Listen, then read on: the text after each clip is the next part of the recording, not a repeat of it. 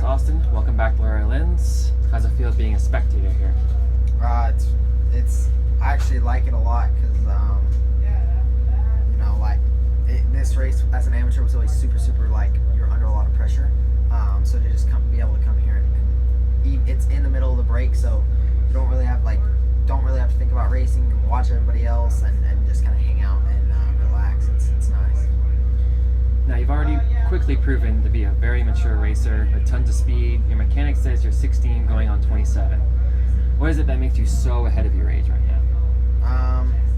I don't know. That's just kind of how I have to have my mindset to be able to run up there with those guys. Like, I'm young, but I think that I should be out running with those guys in top fives and battling for podiums and wins and stuff. So I guess it's kind of how I have to keep my mindset is just that I am as fast as those guys and be like, obviously I'm still young, so I'm still going to make some rookie mistakes and stuff, but just try to be as mature when it comes to like riding and everything on the track as I can.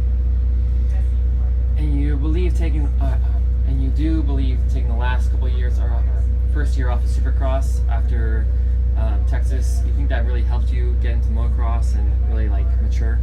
Yeah, just because I think it was good that I started out with motocross, just because basically like I already know the outdoor style track, so that really the only thing I have to get used to is just the pro mentality and the pro style of riding.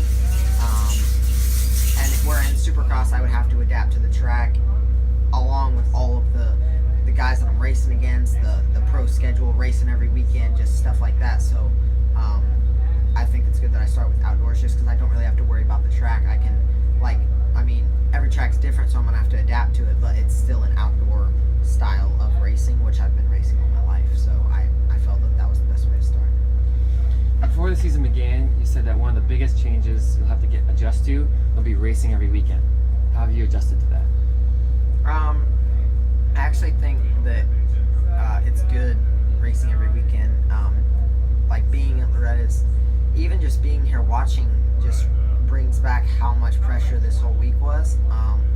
Kind of amateur nationals in general, just because you work so hard for so long, and then it's like boom, it's there, and you got to make it happen right then and there. When racing every weekend, if you have a bad race, you can just you just move on to next weekend basically. And you don't want to have a bad race. You want to try to make every weekend count, but it's not always going to happen. So you just you move on to next weekend and forget about it. It's not like the end of the world just because you have one bad race. Where at Loretta's or really any amateur national, if you have one bad first moto or if you have a bad second moto, that's your week's done. So just kind of everything you work for is out the door right then and there. Whereas outdoor, it's all season long, and then there's Supercross that you race every weekend. So I think I'm adapting well, and it's kind of exhausting, but it's been going good. And with 3 rounds remaining in the series, what are a few of the biggest lessons you've learned this summer?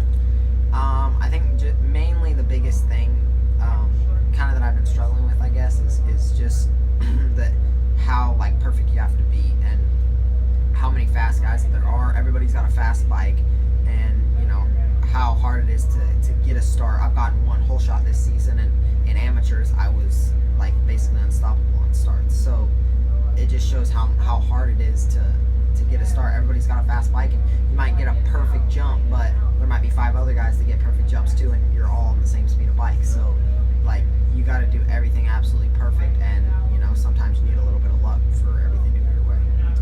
All right, thank you very much, and best of luck throughout the rest of the series.